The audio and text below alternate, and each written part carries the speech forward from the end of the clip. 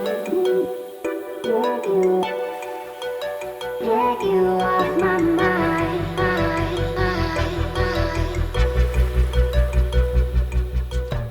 friends, welcome back to Zeke's Lunchbox. I'm Julia.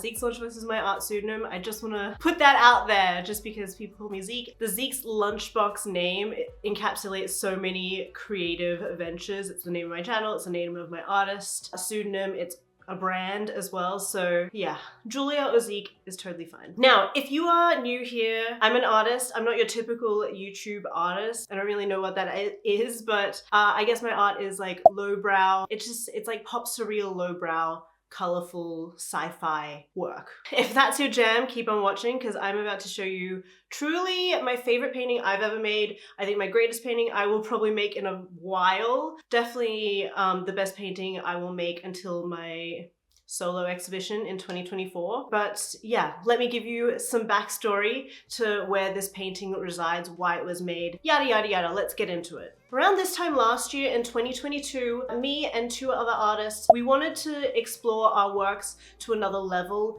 and we kind of came together because we were all riding the same wave and working together, being there for one another during our creative journeys through mateship and camaraderie. It all just kind of worked out to be really copacetic and just work out really well. Now, if you want to know more about the two other artists in this exhibition, I have a video that I posted about 2 months ago where we discussed the exhibition, and I know it's a little bit different for this channel, so not many people watched it, but I do want to implore you to watch it because the conversations that take place there, you're rarely going to get an insight like the video that was made a few months ago. Really, the quality of content in that video is next level. Like, we talk about the mindsets that we have with our work and also what the work is about, what we wanted to explore. Very, very rare to get such candid conversation like that between three artists.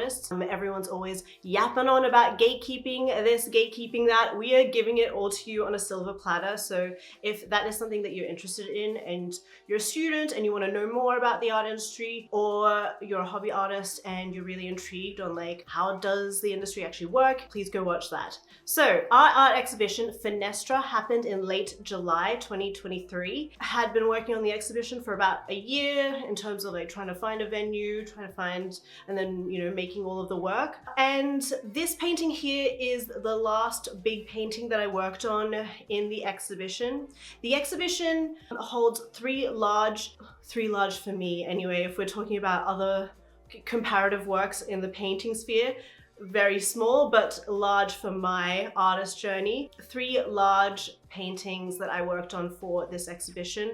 I've been wanting to explore, you know, the best of my capabilities in canvas form for quite some time. So that's really what this exhibition was about. These paintings I've been wanting to make for truly years. Now, the video you guys are about to watch, a lot of this stuff was filmed in May, and then I painted like late May, painted the painting in around June, and then the painting had to be done early July. Exhibition was end of July. August and September, I was doing lots of other work, and look, will I feel guilty about putting this video out super late? No, because I refuse to feel guilty about all the stuff that I've been working on and how it's not perfect and yada yada.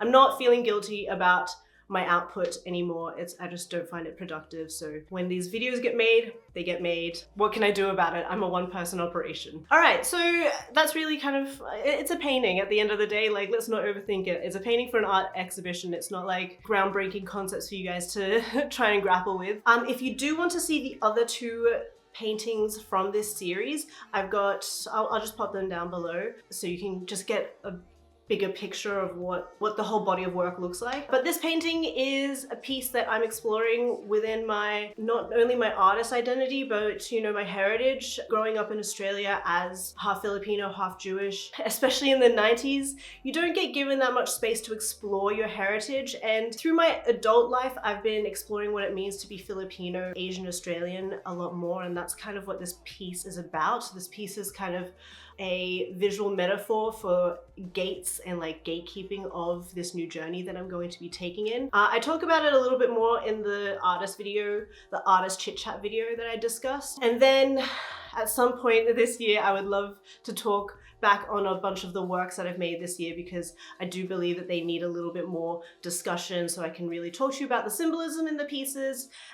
But for this video, we're just going to talk about the actual logistics of making this painting. So before we do, I have to talk to you guys about one more thing. Over the years, I've been honing my skills of painting animals. Animals are a favorite thing for me to paint. I always get a richness and a sense of warmth whenever I paint animals, and that is why we've come together to make the Lost Menagerie. This 2024 calendar includes 12 animals from the Zeke's Lunchbox universe. This calendar includes animals from over the last 6 years. These have been animals that have not only been my personal favorites, but personal favorites from you guys. These are paintings that people have brought up to me and told me that they are their favorite paintings that I've made, you know, across the years. And to have all the best creatures put into one place is really exciting for me. If you've been wanting a calendar for 2024, kind of perfect if this is something that you are interested in. We are launching our Kickstarter on the 27th of October at 9 AM Australia time.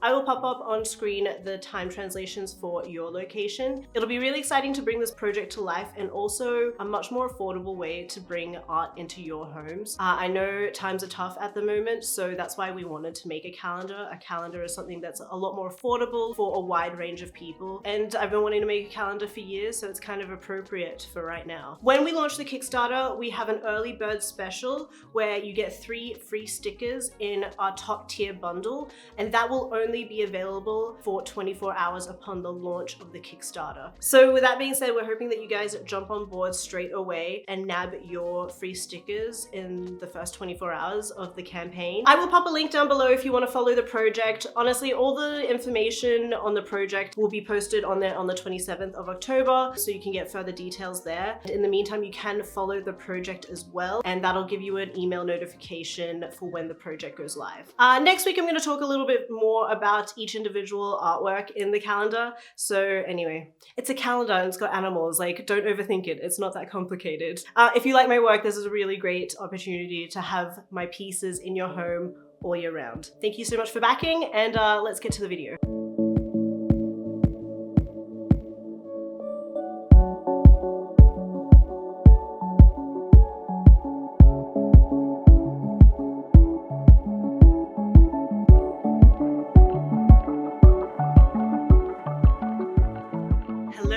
We are back doing it again for the third and last time. As you saw while I was setting up, I've got my 2 other paintings that I've worked on for this exhibition, and now we are on to the biggie.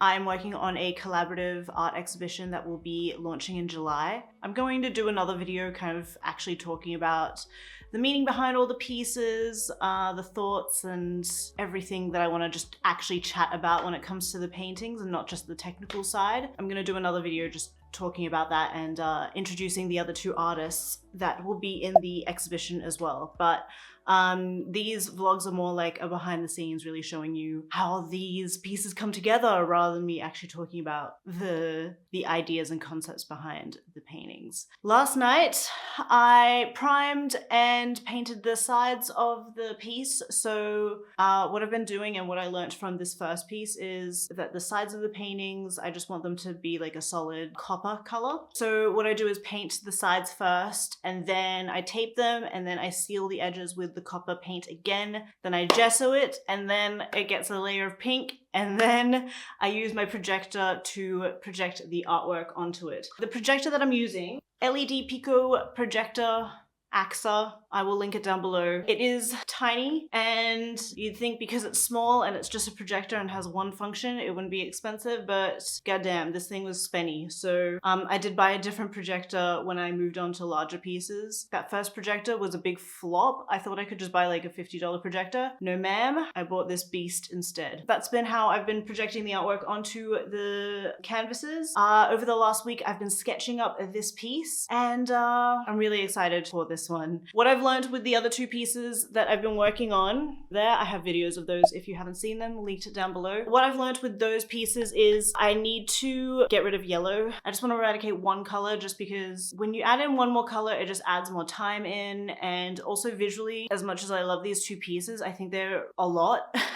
And I'm trying to go into a new venture with my work where I'm making the works like a little bit more quiet palette wise. So I've stripped down one color, and I'm really focusing on like dark jewel deep tones. So I'm going to be doing a lot of purples and blues and greens in this piece, and then I think some blacks as well. But yeah, my plan for today is to just outline everything, get the washes down because it's a really complicated piece. It's also scale wise really big as well, so I need to figure out what the hell I'm painting. What I've done with the other pieces is I've tried to focus on the background, work my way from the back to the foreground. Of course, I'm going to do that with this one as well, but what I've learned with these two pieces is that I've got to map everything out first and foremost, and then I go by color. I start painting everything by color just because it's easier, because I am painting with acrylics, it's easier for me to just focus one color at a time. That way I'm not like mixing colors, and I can just technically a lot quicker. Why am I talking about speed? Why am I getting rid of one color? Why am I talking about just focusing one color at a time? Because I am under a tight deadline. It is, I think, currently it's the 30th of May. This painting needs to be done, I think, first week of July, first or second week of July. Really, I've got 6 weeks to do this. This painting here, I think took me like 8 weeks, but I was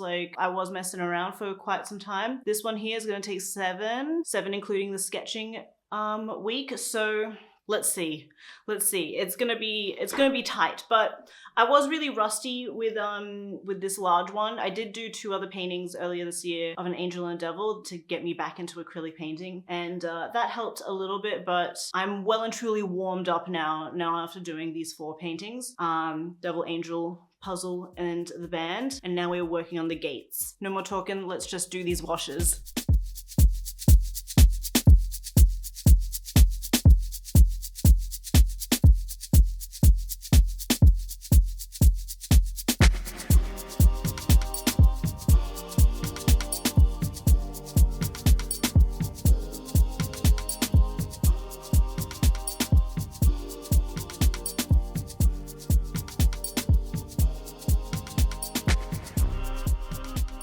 Hello everybody. This is the end of the day. It's looking ginormous and wild, and I'm very excited to get cracking. I just have to finish putting in the crown at the top of her head and block that out, and the rest of the week I'll just be trying to get the background elements as finalized as possible. Now it's looking slightly wonky to me, very, very slightly. I purposely made it symmetrical but not too symmetrical, because if it's too symmetrical it makes the job incredibly difficult for me. But now looking at it in person, it just feels like this very segment here needs just a tiny bit more foliage, but I'm honestly pumped. Like, this is such an epic piece. Cannot wait to see what it looks like finished, but that'll take quite some time. Now, out of all of the animals, this guy over here is absolutely my favorite. This is a Filipino Tarsier. They are not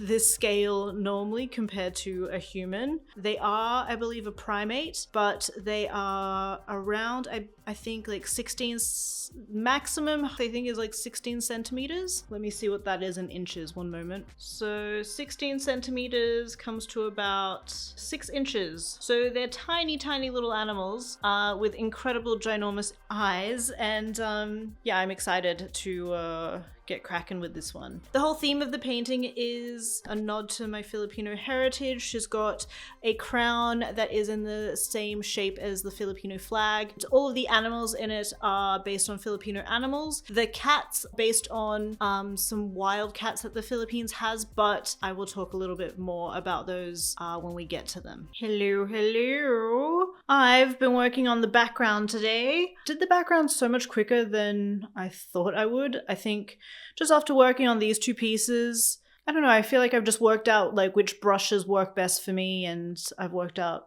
just how to do it a little bit quicker now. Anyway, so right now I'm working on the bushy bits behind all the tentacles and crystals. Yeah, I would like to just get that done now and then get more of a foundation of the snakes.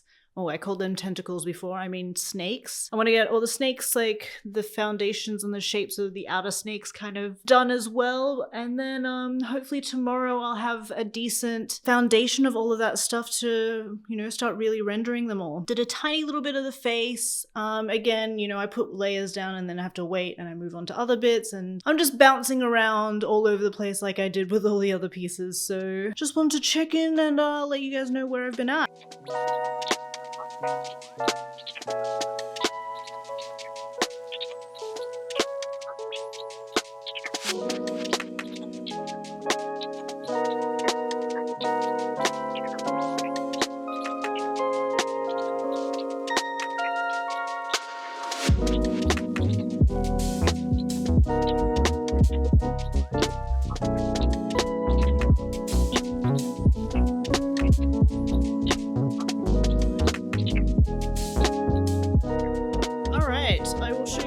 Yesterday, hang on, I'm gonna turn this light off so there's not as much glare. So yesterday I worked on the face, the back face a little bit more. I'm really enjoying working at this scale. It's just so much easier to get into all those little details in the eyes. Yeah, I'm enjoying this like glowy top-down look. It's very like spooky and really suits the mood of the Medusa character. It'd be really good if I could finish this face today. I definitely want to try. So really I just need to add the highlights to the skin and just refine all the features. So refine the mouth and the nose. I know I should be working on that and then that element would just be done, but I'm just like craving working on one of the animals. So I'm starting to fill in this cat a little bit more. That's what my heart is wanting. My heart is singing to me. I just want to paint one of these animals. So I'm probably just going to get distracted and procrastinate on the face by painting an animal instead. So yeah, that's what I'm gonna do. I'm trying to work out these orange tones. They're very subtle on camera, and every single time I've worked with this orange, this like light orange color, it doesn't come out on screen very nicely. So I mean, originally I planned it to have fur, but it's got more of a like skin cat sphinx vibe going. So I don't know, I'm gonna keep playing around and see where that takes me.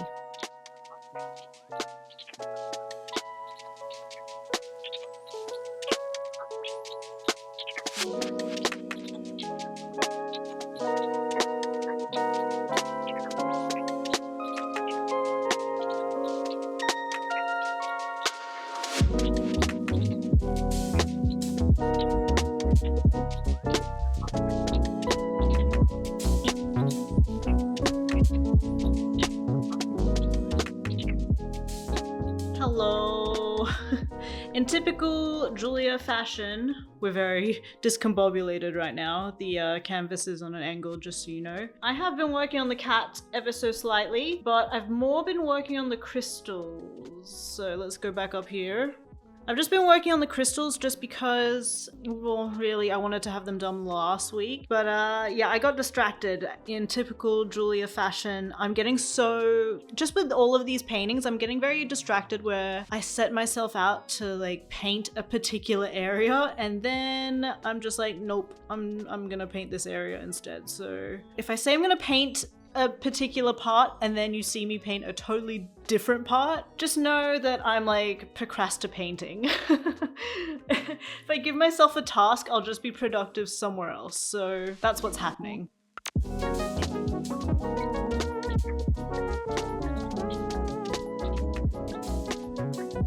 Good morning, everybody. So, new day, fresh hair. Fresh wet hair, so you know, hopefully that wakes me up a little bit.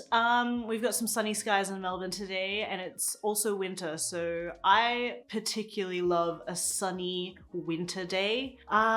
Great day to be spending it all inside painting. So yesterday I finished off the crystals. I mean, I think they do need like a couple more highlights, but I'll have to do that and work on that towards the end. Normally I'm very systematic with painting. I'm very strict and regulated and I work from the background to the foreground. But I am finding with these more complicated pieces, so they're complicated in terms of like how many elements are in them and also in scale, I'm finding that the routines that I used in prior pieces aren't quite working for these. So like I said, I normally work from the background to the foreground, and with these pieces, I'm kind of rocking back and forth, you know, dotting all around the painting. Right now, I really want to focus on painting the cat and having that character ticked off. And like I said yesterday, I've kind of been procrastinating because I've been wanting to get the background as finalized as possible so I can work on the cat. That being said, I don't want to completely render the snakes to their full capacity to like 100% because that does waste a lot of my energy that I expend on the background, and I want to conserve that energy for the focal points. That kind of just explains why, you know, I'll say I'm painting one thing and then you see me paint all over the painting. I'm really trying to figure it out as I go along and trying to vocalize the mindset that I have when I'm painting. So gonna paint the cat today, and I am trying to figure out exactly how furry I want to make the cat. I think I'm going to keep parts of it looking quite skin-like and then have patches of fur. So the cats are not local Filipino cats. They are cats that are generated from AI. I fed the AI machine some images of toys and wildcats. I just wanted to incorporate some of those surreal elements into the painting just to really solidify the idea that the painting is, although based around Filipino images, it's kind of a Chinese whispers in translation, grappling with trying to find little peaks of what being Filipino means. So the translation isn't going to be perfect, and I'm hoping, you know, the cats are a good little symbol of that, where I'm kind of, my journey trying to learn about the Philippines is, and my culture is how like an AI machine is trying to learn what it is to pick up human elements. So we're kind of like I'm on the same path as like an AI learning machine. Anyway, I'm on a like dual learning process with AI.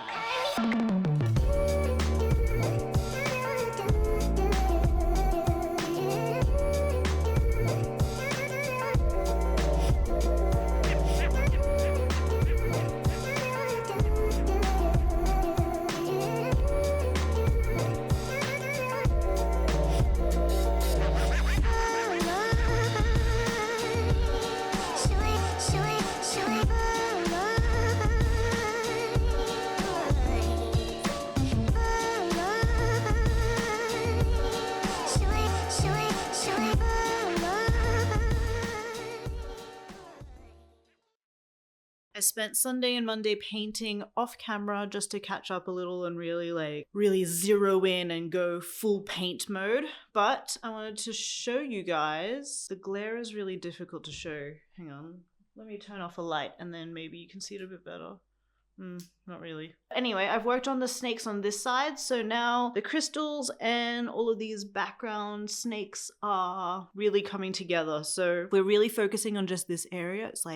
It's exciting. I'm really loving all the elements coming together, adding in those highlights, getting in the texture. You know, I wasn't too sure exactly what I was going to do with the texture of the snakes, but I just figured that maybe, you know, not going full scale and more like going a very high shine route would be the most effective. I just don't think it's really worth like making the snakes as like scaly as possible and going hyper rendered with the snakes. I don't think it's worth my time, to be quite frank. But yeah, I've put like some rough patterns on the snakes a little bit. As you can see, a couple of symmetrical swirls.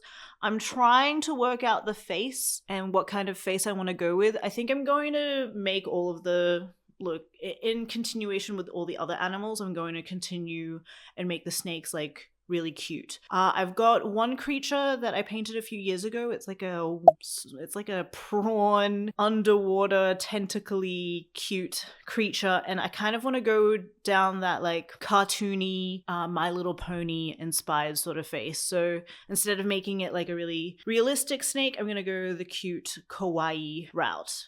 You know, because the Zeke universe kind of it resides in that in between where realistic but not realistic. So the animals do have a bit more of a cartoony caricature-esque vibe, because I just feel like that pushes the cuteness a little bit more, you know? So I've done this snake face, and that's kind of really the route that I want to go down. You know, I want it to be just super cutesy. Anyway, I've rendered the face a tiny bit more, the Medusa Guardian character. Finished doing the lips on this side and adding all of the highlights to the cheek and nose, and that very, very subtle bounce light on the end of the nose as well. And those tiny little details really just make the piece feel finished, you know? Doing the same on the other side. The skin just needs a tiny little bit more work. Maybe the lips as well. Just like human faces, this face is not perfectly symmetrical, nor did I intend for it to be, but there is a better side of the face. So this side she's a bit more plump, and then this side she's a bit skinnier. I don't know, I feel like those are the sort of parts that I like to focus on when it comes to painting faces. I don't want them to be perfectly symmetrical because that makes it feel more realistic. So yeah, I'm always pushing and pulling with like what parts I'm choosing to make realistic and what parts I'm choosing to make, you know, more cartoony. So my focus today is I'm gonna give the snakes a rest because like I mentioned a few days ago, I just feel like it's focused too much time and effort and a lot of my energy there, and I really, really want to focus on this guy over here.